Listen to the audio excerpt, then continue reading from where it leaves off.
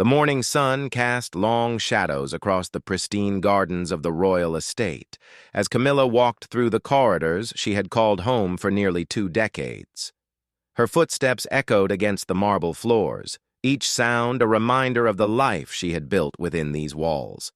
At 65, she had never imagined that everything could change so dramatically in just a few weeks. Camilla had always been resourceful. Growing up in a modest household before her marriage, she understood the value of money and the importance of security. When she married into the royal family, she thought those worries were behind her forever. The palace provided everything she could ever need, and her position seemed unshakable. But recent events had proven that even royal life could be uncertain. The troubles began 3 months earlier when her son, Marcus, lost his job at the investment firm where he had worked for 8 years. At 32, Marcus had grown accustomed to a lifestyle that his salary could barely support even when he was employed. He had expensive tastes, drove luxury cars, and lived in a penthouse apartment in the city center. When the termination came suddenly due to company downsizing, Marcus found himself drowning in debt with no immediate prospects. Marcus had always been Camilla's weakness. As her only child, she had spoiled him throughout his childhood, giving him everything he wanted without teaching him the value of hard work or financial responsibility.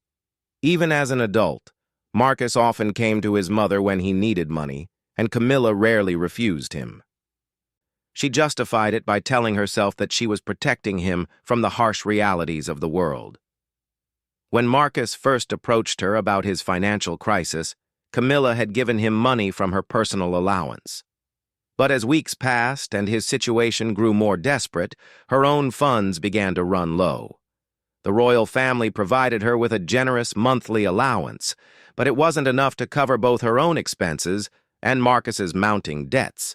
Credit card companies were calling him daily, threatening legal action, and his landlord had issued an eviction notice.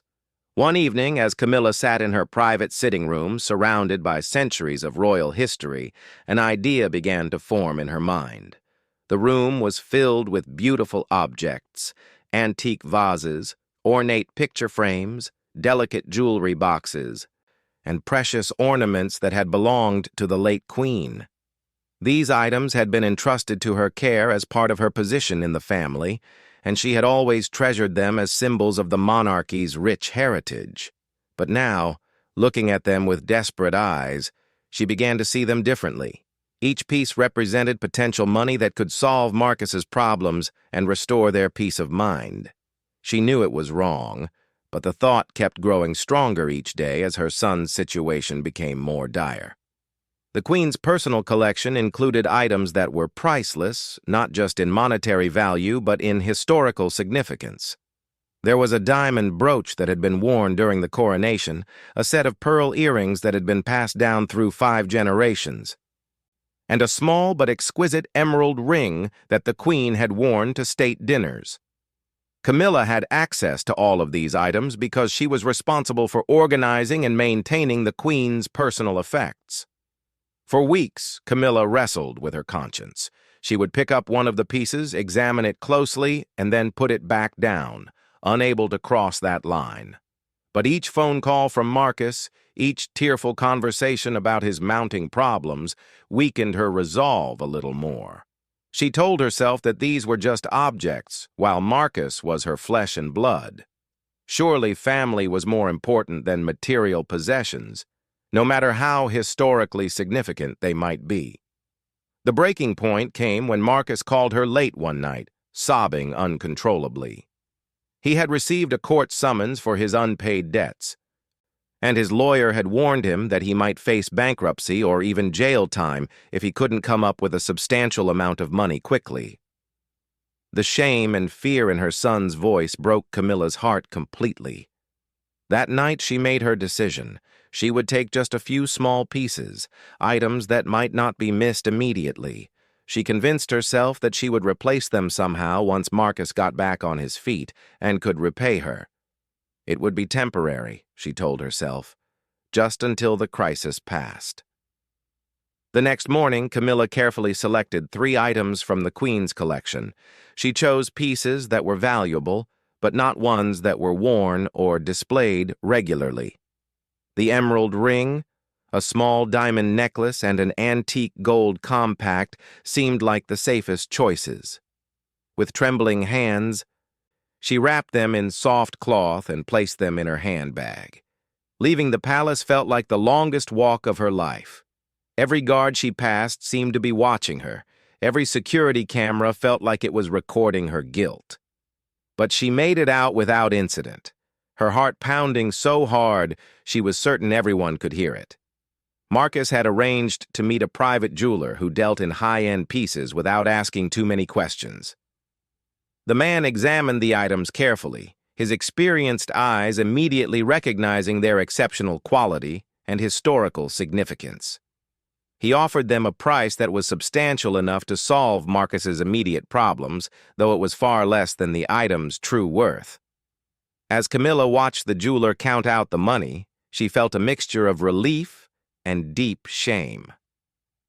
The relief came from knowing that Marcus would be safe from his creditors and could start rebuilding his life. The shame came from the knowledge that she had betrayed a trust that had been placed in her, and that she had participated in selling pieces of her country's heritage to a stranger. Over the following days, Camilla tried to act normally around the palace. She went about her usual duties, attended the same social functions, and maintained her regular routines. But inside, she was constantly anxious, waiting for someone to notice that the items were missing. Every time someone mentioned the Queen's collection or asked her about organizing an event where the jewelry might be needed, her heart would race. Marcus, meanwhile, was able to pay off his most pressing debts and avoid the legal consequences he had been facing. He expressed enormous gratitude to his mother, promising that he would repay her as soon as he found new employment. Camilla wanted to believe him, but deep down, she knew that even if he did repay the money, she could never undo what she had done. The secret weighed heavily on her conscience. She found herself avoiding certain areas of the palace where the Queen's personal items were displayed, and she struggled to sleep at night as guilt consumed her thoughts. She had spent her entire adult life as part of an institution built on honor, tradition, and service, and now she felt like a fraud walking among people who trusted her completely. 2 weeks after the sale, Camilla received a call that changed everything.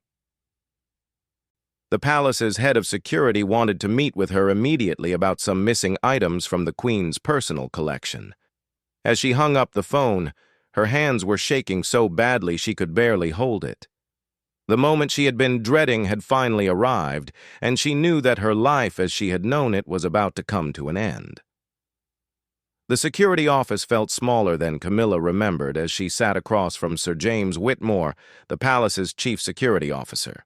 His weathered face showed years of experience dealing with sensitive matters, and his penetrating blue eyes seemed to see straight through her carefully constructed composure.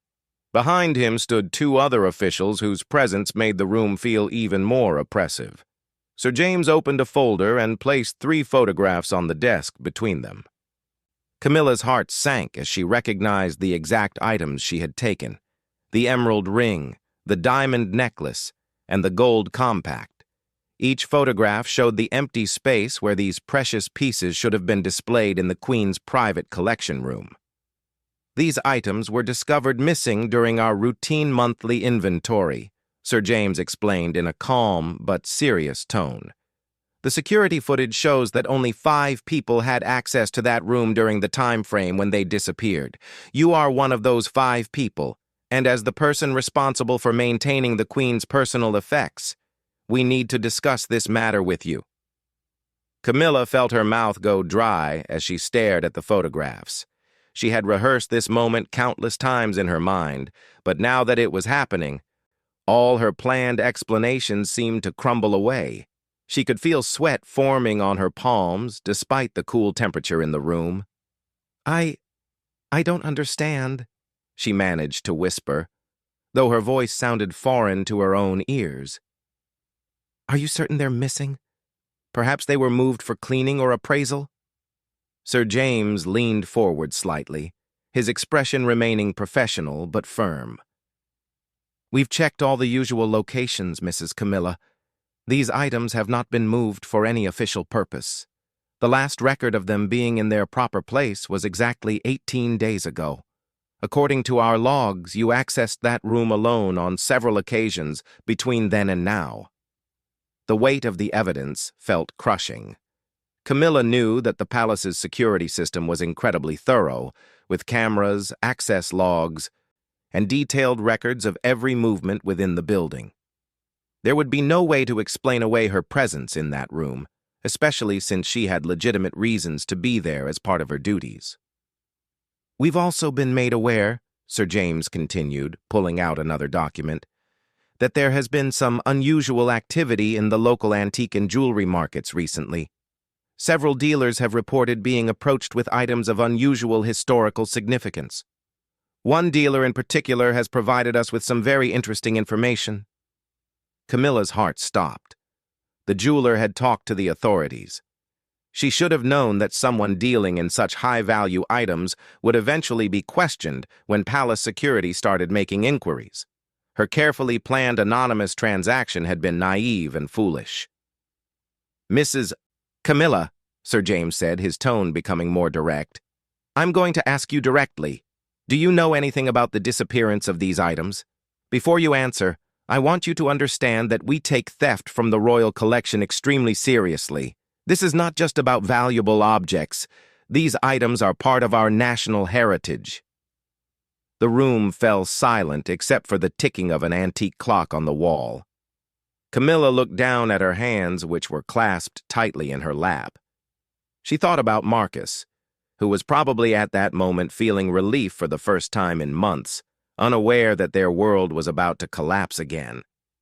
She thought about her position in the royal household, the respect she had earned over nearly 20 years of faithful service, and the disgrace that was about to destroy everything.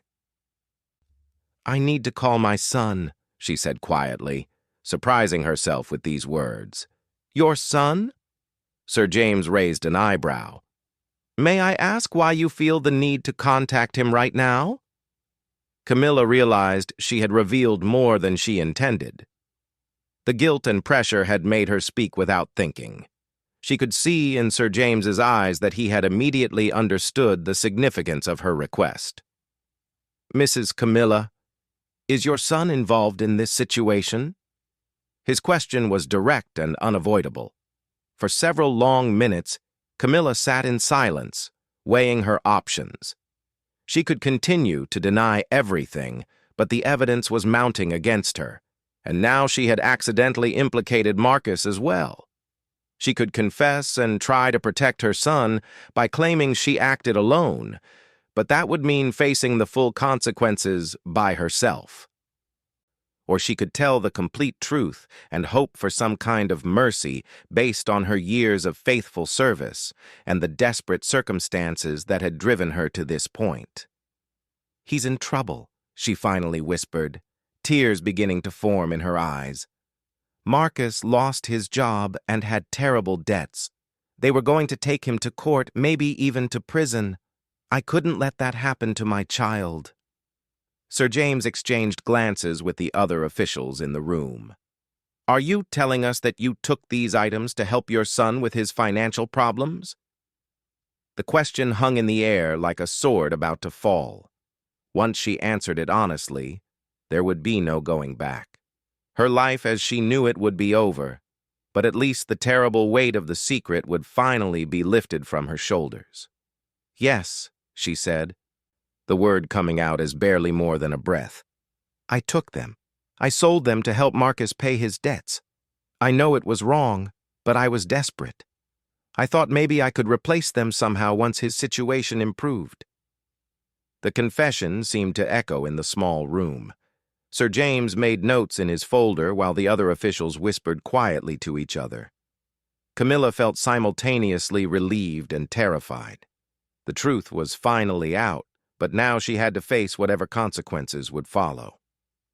"Mrs. Camilla, you understand that what you've admitted to is a serious crime," Sir James said carefully. Theft from the royal collection is treated as a matter of national security. Beyond the monetary value of these items, they represent centuries of history and tradition that cannot be replaced. "I know," Camilla replied, wiping tears from her eyes. "I've regretted it every single day since it happened. I've been sick with worry and guilt. I never meant for this to go so far, but once I started, I didn't know how to fix it." Sir James closed his folder and stood up. "I'm afraid we're going to need you to remain here while we conduct a full investigation. We'll need to interview your son as well, and we'll need to recover the items if possible. Do you remember which dealer you sold them to?" Camilla provided all the information she could remember about the transaction. She gave them Marcus's contact details and explained exactly how the sale had taken place. Each detail felt like another nail in the coffin of her former life, but she knew that cooperation was her only hope for any kind of lenient treatment. As the hours passed, Camilla found herself in a secure room within the palace, while investigators worked to piece together the full scope of what had happened. She was brought meals and given access to basic necessities, but she was essentially under house arrest while the investigation continued. That evening, Marcus arrived at the palace under escort. Camilla could see through a window as he was led into the building, his face pale with shock and confusion. She had managed to send him a brief message through the investigators, warning him that their secret had been discovered, but she knew he would be completely unprepared for the magnitude of what was happening. The next morning brought news that the investigators had successfully recovered 2 of the 3 items from the dealer. The emerald ring, however, had already been sold to a private collector, and locating it would require additional time and legal proceedings. The dealer had been cooperative once he realized he was dealing with stolen royal property, but the damage was already done. Sir James returned with a grim expression and a thick folder of documentation. "Mrs. Camilla, I need to inform you that this matter is now out of our hands. The royal family has been briefed on the situation, and the decision has been made to pursue full legal proceedings. Additionally, your position within the household is hereby terminated immediately, and you will be required to vacate your quarters within 24 hours. The words hit her like physical blows. She had known this moment would come, but hearing it made official felt devastating.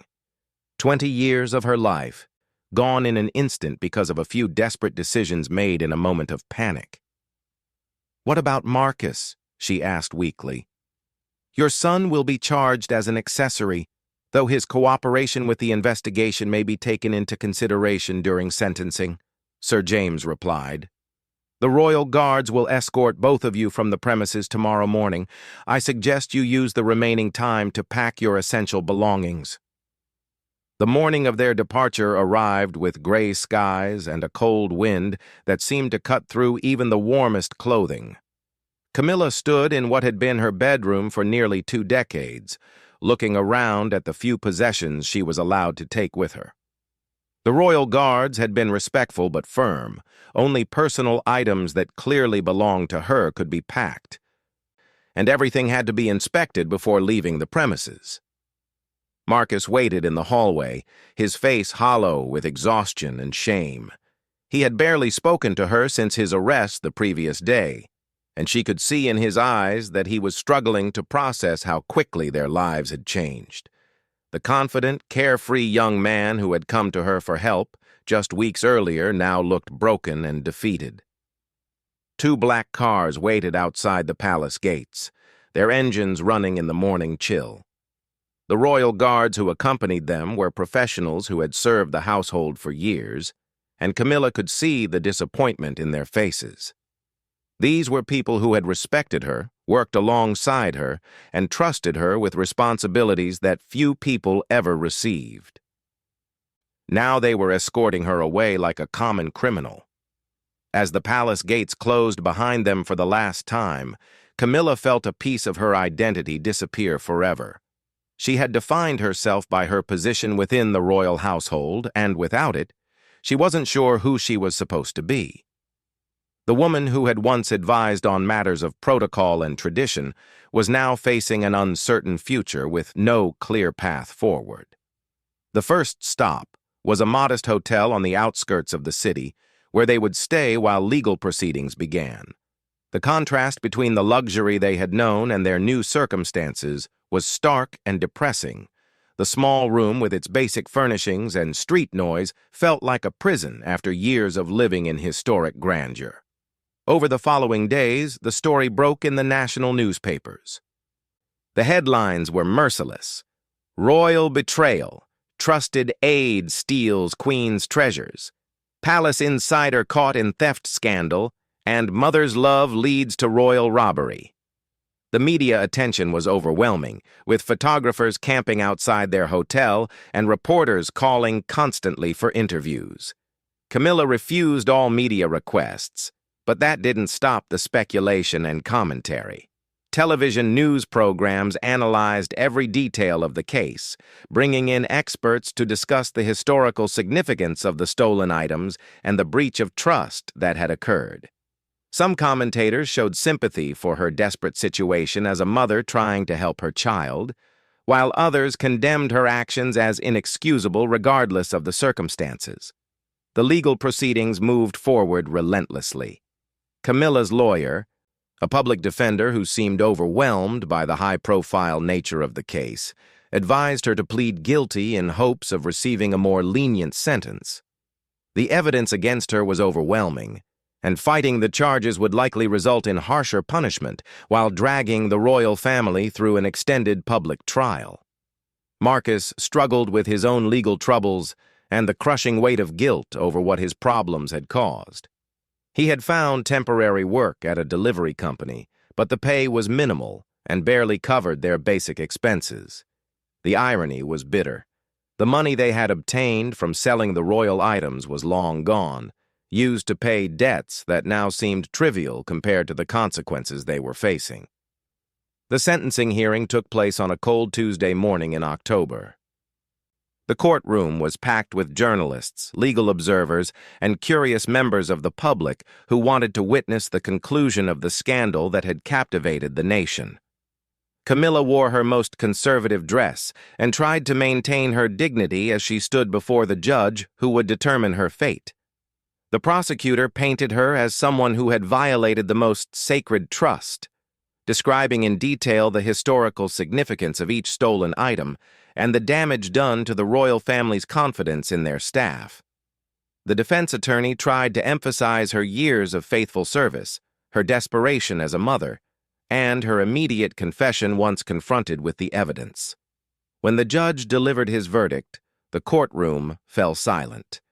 Camilla was sentenced to 18 months in prison, with the possibility of early release after 12 months for good behavior. Marcus received 6 months in prison and 2 years of community service. The judge noted that while he sympathized with the family's difficult circumstances, the nature of their crime demanded serious consequences to maintain respect for the law and the institutions they had betrayed. As the guards led her away from the courtroom, Camilla caught a glimpse of Marcus in the gallery, tears streaming down his face. She wanted to tell him that she forgave him, that she would do it all again if it meant protecting him, but there was no opportunity for final words. The legal system had taken control of their lives, and personal feelings had no place in its machinery. Prison was unlike anything Camilla had ever experienced. The noise, the crowded conditions, and the constant tension created an environment that challenged everything she thought she knew about herself.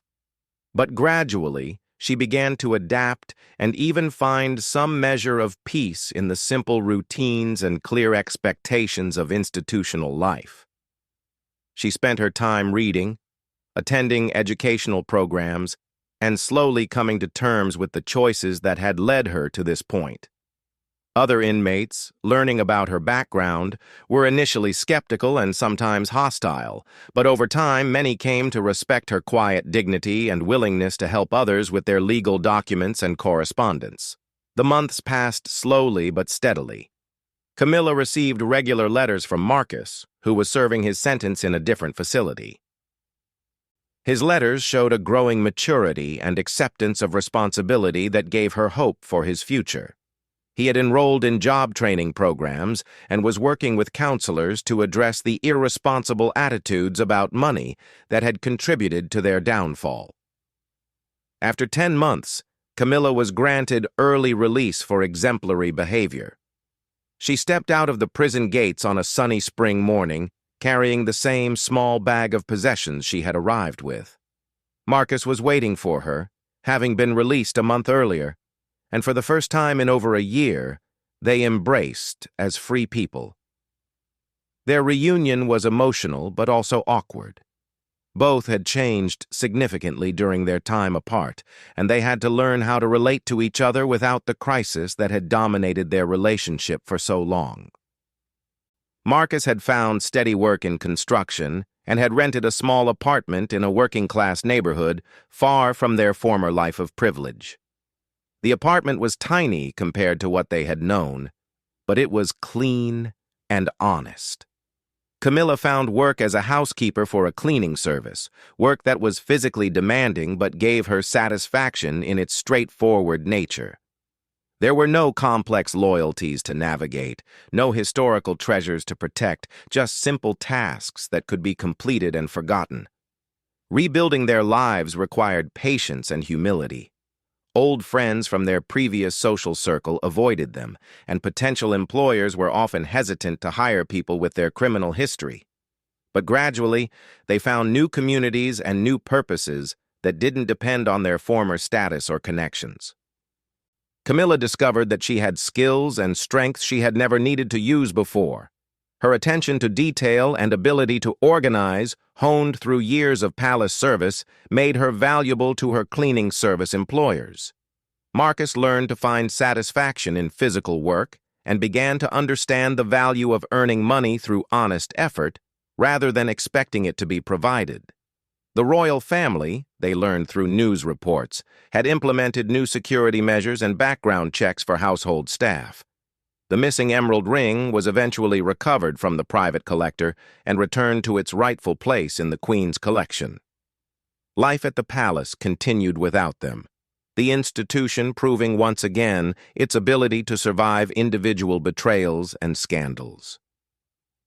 Years later, as Camilla looked back on the events that had changed everything, she felt a complex mixture of regret and acceptance. She regretted the choices that had led to their downfall, but she couldn't regret the love for her son that had motivated those choices. The consequences had been severe, but they had also taught both of them lessons about integrity, responsibility, and the true sources of security and happiness. The palace where she had once lived seemed like a distant dream, beautiful but ultimately fragile. Her new life was harder but more honest, built on her own efforts rather than inherited privilege. She had learned that dignity didn't come from position or wealth, but from how one faced adversity and rebuilt after falling. The royal treasures she had once protected were back where they belonged, and she had found a different kind of treasure in the strength and wisdom that came from surviving the consequences of her choices.